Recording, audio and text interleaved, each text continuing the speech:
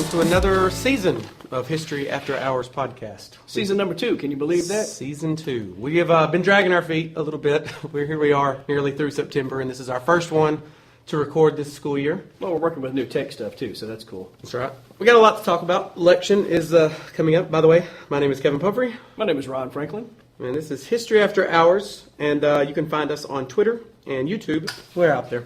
But yeah, we got a lot to talk about. Yesterday, we'll start off with this because this is what everybody wants to talk about. Yesterday was the first presidential debate in the general election. Right. Historic.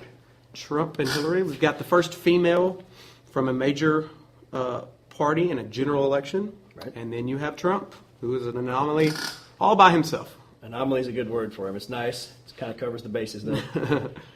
So what's your impression of the debate or of just the whole election thing in general? Let's talk about the debate itself, because I heard people coming out. I love the way the news people sort of throw this out there. They try to hype it up. They're like, oh, it's like a boxing match, head to head, coming up soon, and then they're going to have live coverage. And then afterwards, they're like scoring it round by round. And I just thought that was a weird analogy for that. Are we that caught up with sort of violent activities in this country that we have to associate everything with like sports and violence and there was no knockout punch, there was no blow that took her out. She was on the ropes in the early rounds. Yeah. You hear stuff like that. It was comical to me the way that the banter was after the fact, and I think even leading up to it, they sort of through that. It's comical to a certain extent to think that it is a competition. I get that, but at the same time, does it have to be? Blow by blow. Well, there's a lot of build-up to this thing, obviously, because they've been campaigning for well over a year, and you were just waiting to see what Trump would do by himself on a stage with one other person. These are two people that are very, polarizing too. Like the people who really love them, really, really love them, and the people who really hate them are so against them. Sometimes they're almost livid when you hear them talk about them. Right. So it was good to see them finally, rather than just campaign here and campaign there and stump speech, to actually stand on the same stage and have a moderator, throw some questions out there and see what they could do to respond in front of each other when the other one can say, hold on, let me think about, Right. The moderator last night, he kind of let him go. I saw after the fact, I surfed Twitter quite a bit after the thing was over, and there were people who were hounding the moderator about saying, well, he threw her softball questions and didn't do a good job with, he threw more pointed questions at him and tried to press him on some things, interrupted him and clarified some points, and so there was some critique on that. Trump himself, after the thing, said, no, I thought he did a good job, so he wasn't, I haven't seen what he said about it today, but he was fairly kind. I don't think that he, and that was weird because I was concerned that he was going to, he's been building up saying, I don't think the process is fair, they might not treat me well, depends on if they're nice to me, if I'll be nice to them. And so to hear him say after the fact, I thought it went well and he did a good job, I thought that was a good sign. But his supporters, I think, took that and tried to spin it after the fact to say, well, if it went poorly, it was because this guy was, not doing his job. Right. Yeah. So I think that was just, I think that was them trying I would to rather have a moderator that lets it go a little bit than one that's constantly cutting them off. No, I'd rather hear him talk. Yeah. I agree. So I thought that he did a decent job there. This is the rules that both campaigns agreed to. Let me just remind you. Please, audience, refrain from. Let me admonish you. Did you hear that part where he was like, they were cheering about something now, and he's like, let me tell you, you agreed to be quiet. Like he's going to take him out in the hall and give him some sort of reprimand. So I guess the big question is who won, and I guess most sources say that Hillary edged Trump, but no knockout blow. Right. No, I don't see either one of them as coming out as again, I don't know about if the winning is the right sort of term. Who fared better? Did anybody pull votes from anybody else? I don't think so. We students had some conversations about this today. I don't think that anybody who was already going to vote for Trump is now all of a sudden going to change their mind and vote for Hillary. I don't think that anybody who was going to already vote for Hillary has suddenly changed their mind and said, oh my God, he's right, and switched over. I don't think that. I think that they're in a big battle for those undecided. Mm-hmm. And there's enough of them to swing this election one way or the other. I really think that. We've looked at the electoral map ourselves, right? Yeah. There's tons of people out there that really don't want to vote for either of them, but they probably will end up. And that's going to be, where are they going to land when this thing's over? We've got 2 more debates. Mm-hmm. And so you have Trump supporters that are going to be Trump supporters no matter what. Right. You have Hillary supporters, same thing. But then you've got a ton of people, maybe even the majority of people, that just would rather have somebody else altogether, but they're going to vote one way or another because they don't want to waste their vote, as they say. Right. Do you think that there are still enough people who are scared about either candidate to still wait it out for the next couple to see, or do you think that this one sort of helped people make up their minds? Do you think that we need the other two to? Because there were points that weren't discussed that I think that probably should be. Yeah. Right. Yeah. I mean, I still think another debate is good. You want to see them, Did you see either candidate make a major mistake? No, nothing major. I mean, it's kind of what you thought it would be. Now, I thought the first 5 minutes of the debate, Trump kind of looked pretty good. He was not as brash, and he was kind of waiting and taking his turn, and made some decent points about jobs. Of course, that's where he's going to have to, the economy is where he's got to hang his hat, because he has no expertise in any other area. He's not like he's been Secretary of State traveling the world or anything like that. So his business is where he's going to have to hang his hat. And I thought he came out and did a pretty good job. But as soon as he got that first little jab from her, you saw a slow meltdown. And it just kind of, I think if the debate went another hour, he might have just passed out over there. I agree. I think that, I saw at the beginning a Trump that I didn't know really existed. When he first came out, he was calm, cool, collected. He was speaking in a moderate tone, sounded sincere, was passionate when he was speaking about something that that he wanted to make his point across, and he wasn't doing this these barbed jabs that he's been known for. This sort of this bravado. He was on point, and he was doing well. I thought the first part with the message was clear, and I think that some people who may have been not too sure about him, especially listening to some of the more egregious things he said, were like, okay, there's a real guy underneath all of that, this harsh veneer that he sort of put out there. So I thought that went well. But like you said, as the debate wore on, I think she got under his skin a little bit, I think that he resorts to bully sort of tactics, and that's worked for him really well in the past. And I think that he may have gone back to that a little bit towards the end. It started to show that he's less experienced than she is at this. Right, and it looks different, him bullying just her, when it's just them two, than it did when there was a chorus line of Republicans and he was bullying two or three of them at a time. Mm-hmm.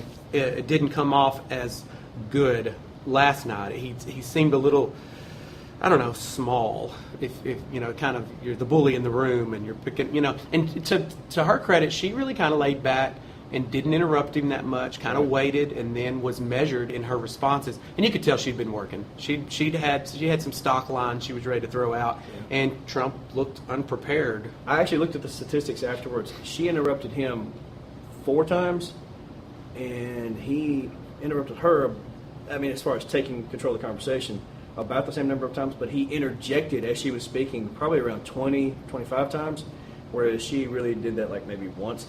When she was speaking, he would come back with wrong, or I didn't say that, and that's not what's going to work best for him with those moderate voters. Like, that just seems almost petty.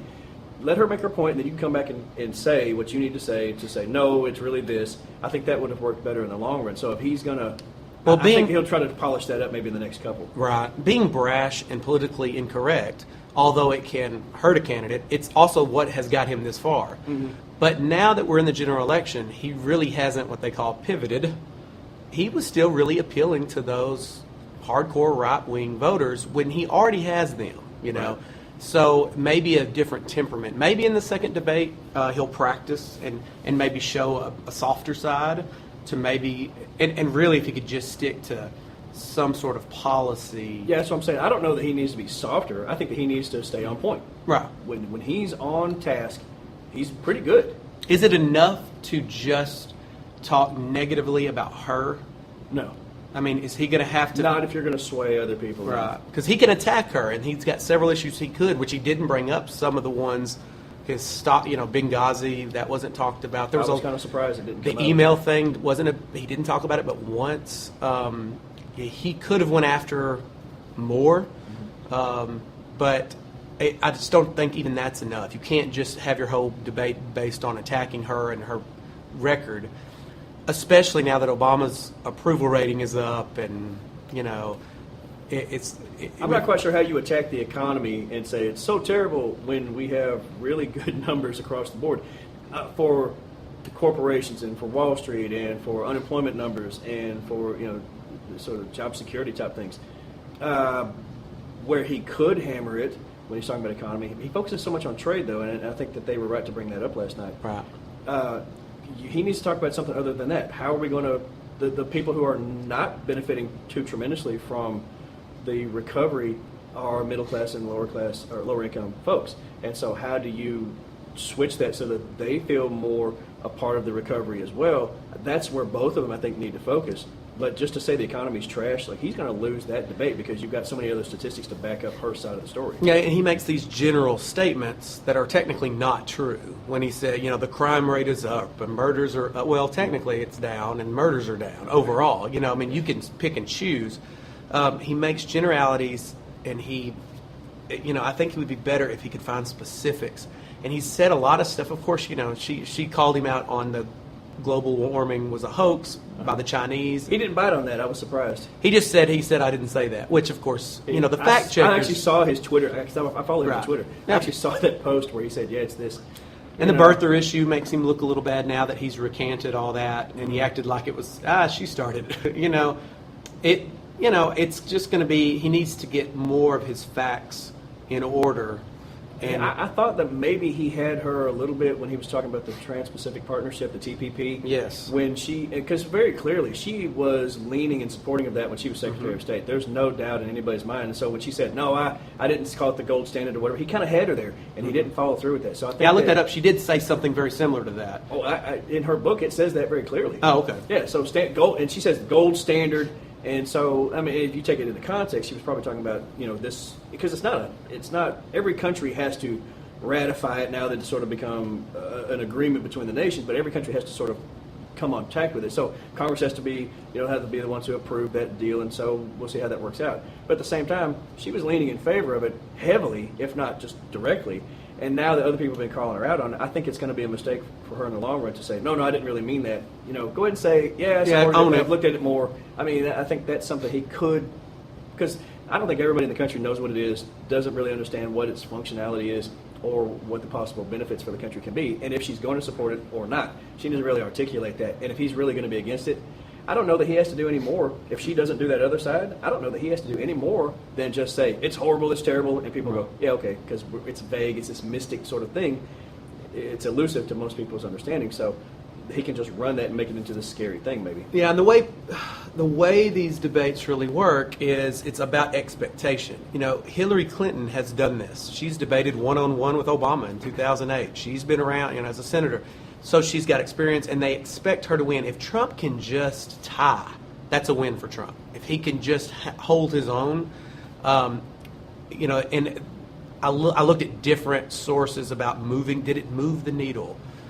I don't know that this debate really did. I would say no. Yeah, it's going to be that group in the middle. It's going to be Bernie people that don't want to vote for either of them. Can you woo some of them? Do you really think that they'll go like hardcore third party or abstain from voting just because they're so mad about the way it didn't turn out? Well, the problem with the Bernie people is most of them are younger and they don't vote. It would probably be much easier for them not to vote. Right. Some of them, of course, are politically active and are going to go vote, and maybe will hold their nose and vote for Hillary. But Trump's job now is just to try to get another chunk. Right now he's leading. His biggest demographic is basically uneducated or not college graduates, white males. He's got to do more than that. He's got to figure out a way to get women in there somehow, some minority votes. He's got to pull from somewhere. I saw recent polls within black community and Latino communities, and he's polling like single digits, 8-9%, and that's not going to work. If those folks end up coming out in favor for her, if they don't vote at all, that kind of plays in his favor. But if they come out and vote for her because they're against some of the things that he said that are problematic in those communities, then I think that she's got a much better shot, particularly in places like Florida. We talked about that earlier. Yeah, it's about those 3 or 4 states. You get Florida, you get Pennsylvania, and that might do it. So did you see the commercial? It was the Hillary commercial, but it was attacking Trump and his bashing women, and it's, is this the president that you want for your daughters, right, and all that. That apparently struck a chord with my students. Now, I looked at it, it was just, for me, I've seen so many of these things, it's just propaganda, we just move on. Mm-hmm. And of course, Trump being a celebrity for the last 40 years. There's going to be a lot of sound bites you can pull. Right. But apparently my 16, 17-year-old female students specifically in different classes brought that commercial up and said that convinced them to not vote for him. That's it. He's going to have to heal that wound because most of the people... Can those students then go and talk to their parents and go, I really wish you would vote for so-and-so because... Yeah, really. Or against so-and-so. Does that translate to students who have turned 18 and can vote in this election? We'll see. 52% of the people in the U.S. are female. Trump can, he's got to get a chunk of them, and we know Hillary's going to. Right. So that's going to be an issue. It's going to be, the numbers will keep. But I looked today on some polls, and Trump is up a little. You just never know. Right. This is the weirdest election ever in my lifetime, I think. I was thinking about what other countries were how they view our political process, and a lot of them, let's say particularly Britain, they think that we're kind of crazy about the way we only focus on the two parties, and we pretty much generally have, whether or not it's been Federalists and Whigs or whoever, it's generally just been the two, right? Mm-hmm. Just this one and that one, and then they go to opposite sides of the ring and then try to duke it out. But you limit so many voices because the Democratic Party is not a unified thing. You've got people in an entire spectrum, left, middle, right, inside the Democratic Party. Same thing inside Republican. And then you have that new alt-right section that's going like off the deep end. So, according to some people, right. Wouldn't it be? It would be interesting to me to think about a parliamentary type system where you have multiple parties who are competing with each other and putting those voices out. Then they can be very specific about agendas that they want to try to put out there. And then rather than focus all our attention on this executive branch, because really they have limited power. We've talked about that before, yep. Where really it's Congress that has the bulk of the power. Wouldn't it be interesting if you got your Congress people from these multiple parties and they took a majority and then were able to get their executive officer in charge of the process, and then they can run legislation and do whatever they do. And then if that doesn't work out, then this next group rises and they put their person in charge. It's like an automatic, right? Instead of having this opposition between the executive branch and the legislative branch all the time. And I understand checks and balances, but at the same time, wouldn't it be interesting to have that leadership if the people have voted saying these are our priorities at this moment, and then you get things done because you've got an executive and a legislative branch that are more closely associated with each other, and then if that doesn't work out, then we can replace them pretty quickly in the next cycle. Mm-hmm. But I don't know, sometimes I feel like we're trapped in this two-party system. Well, there's so much money invested in this two-party system. I mean, think about a guy like Bernie Sanders who wanted to be president and had to go. You can't be independent. You got to be part of the machine. You got to pick Democrat, Republican. I wonder if he regrets now running as a Democrat, if he could have run as an independent instead and had that movement continue on and get a nomination from his group of people and then be a legitimate. Because I think that he would have polled enough to get on the debate stage. Maybe. Obviously, being a part of the party gets you in the primary debates on national television. Yeah, but it seemed to kind of hurt him too when we get when the whole Russian hacking email scandal with the DNC, and you can see the people like Wasserman Schultz saying, "Well, we need to focus on her and less on him." I think that was probably counterproductive for his campaign in the long run, and he's going to be bitter about that. But I wonder if he would have picked up enough steam as an independent outside the two-party system to beat. Well, right. It remains because it took him forever. It was the December of 2015, January of 2016 before a lot of people even really knew who he was. Yeah. It's like the Gary Johnson effect. Here's your third party. Mm-hmm. Here's a guy who is doing everything he can, but the mainstream media pretty much has ignored him up until just about right now. Yeah, I guess so. I don't know, this two-party monster that we've created.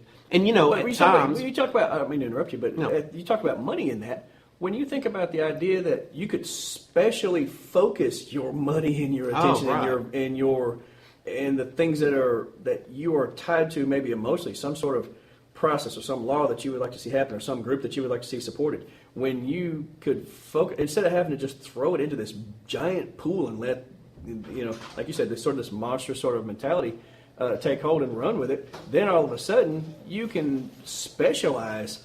And then you can try to get things done more. I think it's a more proactive system if we do it that way. And so, like I said, I know this is the system we have, and it's not going away anytime soon.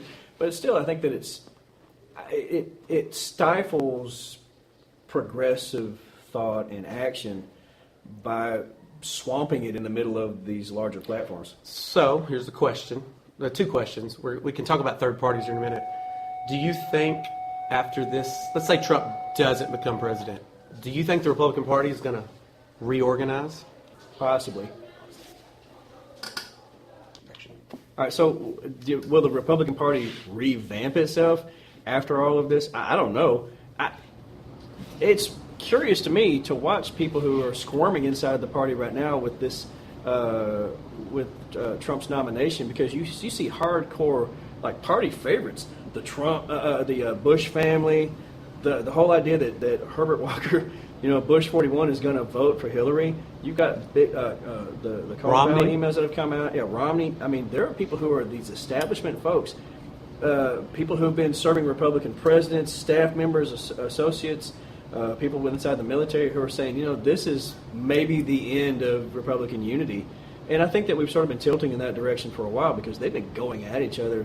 The whole Tea Party movement, and then you get this, it's almost like you get conservatives seemingly can't figure out where they're, I guess I've heard this term used, the moral compass or whatever it is.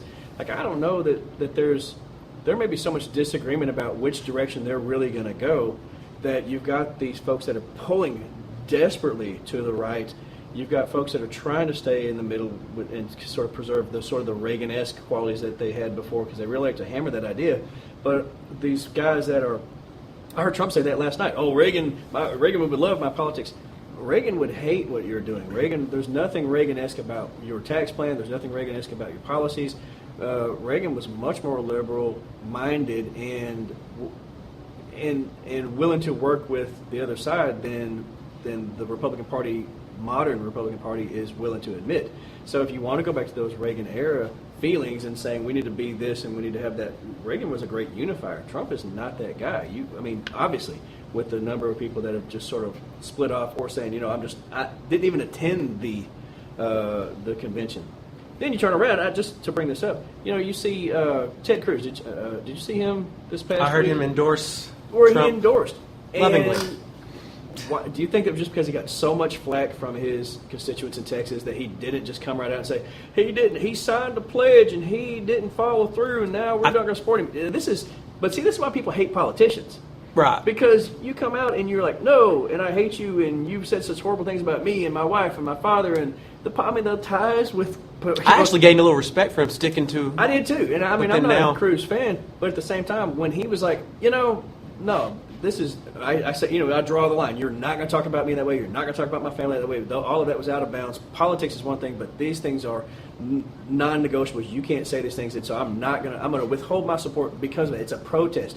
And then for him to buckle to save his political career, and I guess if that's it though, he's just thinking about his political future. But what I'm saying is that this is what Americans are so angry about with politicians in general, is because they'll say something just to get a vote or just to get noticed, and then in the long run, it doesn't really matter. It's the hypocrisy that's sort of perpetually running through the system, and that no matter what they say to you, you got this feeling in the back of your head. You're like, that's disingenuous. I think that's why a lot of people like Trump. They feel like even though he might not be saying things that are intelligent or well organized, he's at least speaking truthfully. I agree with that. I think that's now whether he actually feels that way or not, I don't know. We'll see. But they feel that he does. They feel that he's genuine and she's not, and that's probably why he's gotten. It's great that he can say, "Hey, I'm not a politician," and I'm not going to buckle to political correctness, and people really embrace that. Do you think that we'll get to the point with social media and everything else with the debates where you'll see real-time fact checkers behind them?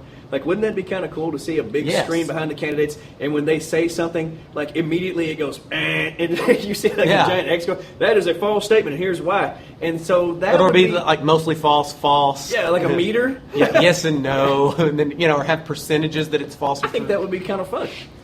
It would definitely make for more preparation for the debate, I bet. I don't think that they would be happy with that. The candidates probably would agree to it. But I think that if that was just, wouldn't it be cool, though, to see that? Oh, that'd be great. Because you can check, you can have beyond social media. You can check, there are fact checkers who are working their butts off as the debate's going on, trying to get things out there. And you can check it pretty quickly. Right. But in real time, behind their heads, either horns or halos. It's I would are you assume right? we're different because we're history teachers and we really are into the issues. Most Americans aren't probably doing fact checking on their own. They're probably, whatever these people say, they're just kind of looking at them, and whoever they feel the best about, they go with. So to have it in real time as they watch the debates, and Hillary says something that's wrong or Trump does, maybe for an average American that would really help. I think it'd be helpful. Right. Yeah, because they're not going to look around afterwards to see who was really telling the truth. No, I don't think that people are that. All right. they're that able, actually. Well, as a history teacher, once again, this is an exciting debate. We're going to break some historical ground with the oldest elected president, the first one, like Trump, the first female. It's going to be something that'll be in the books. Mm-hmm. And it's interesting to see how the Republican Party, if Trump either wins or loses, how they're going to react to this whole, these big establishment Republicans. Are they going to, let's say he wins, do they get behind him? Or are they going rogue? You got some pretty big shot Republicans in the House and the Senate that are, They could turn on them too. I mean, if he becomes president and you didn't support him, and now you want to bring him for some support or whatever, and he could play that hardball line, saying no. And I think that he would be open enough to actually just say that. Maybe that's why Cruz did what he did, because the race is close. It is possible. Right. He feels like I better do this now because if he does win, I might be out. Or in the president's bad graces. Yeah, it could make a difference. Yeah. All right. Do we want to jump on the? Yeah, we'll switch gears. Nativist stuff. Okay. All right. So I guess So according to the Constitution, to be a presidential candidate, there's several factors. You got to be 35, and you got to be a citizen, but also you have to be born in the United States or its territories. I need clarification on that because I'm not sure. Is it just continental? Is it territories included? I don't want to speak out of turn. I would assume it's territories, meaning Puerto Rico, and right. But I don't know. I don't either. That's why I was curious. Okay. Well, one of my students actually said, so if you're born in Mexico and then at 1 year old you move to America, you spend your whole life in America, you become a citizen, and you get to age 35, you can't run for president. So you've grown up 34 years. Right. In the United States. But you were born in Mexico, or pick a country. So I've turned 35. I was 1 year in Mexico. Now I'm 34 here. But I mean, I'm 35 here, but I've been in this country 34 years. My entire formulative life, I am an American. I'm a naturalized citizen. Now, most people, if you say, is this a good thing? Should we keep this? Well, you might say, well, it's just not worth messing with because it's going to take a constitutional amendment and it's going to be a pretty big process to make this thing to outdate it, and then you've got to have rules beyond that. I mean, where do you draw for the line? Someone who is not born in the United States? Right. How long do you have to live here in order for it to be? I mean, do you think that anybody would have voted for? I mean, wait a minute. What's the difference between? I understand presidential rules, but Arnold Schwarzenegger was governor of California. How does that not follow through with state government? Well, you could be in state government and you could. I think so. Regardless of what but his you can't record be was, president. But you can't be president. Right. That's interesting. Because people were bringing that up when he ran for governor. Can you be a senator? I don't know. I'd have to look at the. See, I'm curious now. Yeah, I don't remember my civics class where I learned all this stuff. How? I don't think that we ever explored that. How restrictive is it? Is it just president? I mean, what if we had a politician that was? We have federal judges who are. Right. Yeah. If it is just president or the executive branch, vice president, whatever, and I think it is. What if you had somebody from Canada that moved as a young child to America and just was smart and sophisticated, great communicator, just the politician of politicians, and would it really help our country? But, sorry, you can't be president. I don't think you change it for one person, but we also don't want to get in that fix. But it is interesting that is that outdated in the year 2016, with the world being as small technically as it is? The safeguard would be that you supposedly ensure that someone, I guess the idea is that if you're born here, then patriotism is just a natural part of your blood, and you, I guess, will always support us. I mean, and I'm sure it was a lot harder to vet candidates, in 1787, 88, when that thing was written and proposed. I mean, it's like now with the age of social media, candidates, I mean, they dig up every little thing. So it might not be as big a deal to be born in Canada or Mexico or Germany. I mean, where do you even if it was deemed okay by by some sort of constitutional committee, and then let's say Congress accepted it, right? Let's say that they actually passed an amendment. Do you think that the majority of Americans would actually go with that? I don't know. I think it's so ingrained, you must be American, that I don't know that would actually. Would they support somebody who was non? I mean, yeah, again, they're a citizen, right? But are they actually qualified to be president? I wonder how many people would actually be okay with it. At first, I think none would. Yeah, with the Trump phenomenon, I had students go, shouldn't somebody have held public office before being a candidate for president? That they've held some sort of public office? And you don't want to, that's a scary thing, because once you do it, once you pass something that Do we have anybody else who's just business oriented with no experience outside of that? I don't think so. All right, so I think that we need to spend more time digging around into that story and to see what the real specifics are on that. We talk about the senators and we think about Congress or judicial privilege. If we can figure those things out, then we can reapproach that subject. Yeah. I don't know. It's going to be interesting, and we're going to be talking about this, obviously, all the way through November. We're going to try to get at least probably 3 or 4 more of these out, and we're going to probably do at least one here in a couple months in front of a live audience. So we'll have students in there watching us do this. And participating. So anyhow, that's it. That's Season 2 all right, welcome podcast, back. Episode 1. Welcome back to school, and we'll see you. Goodbye.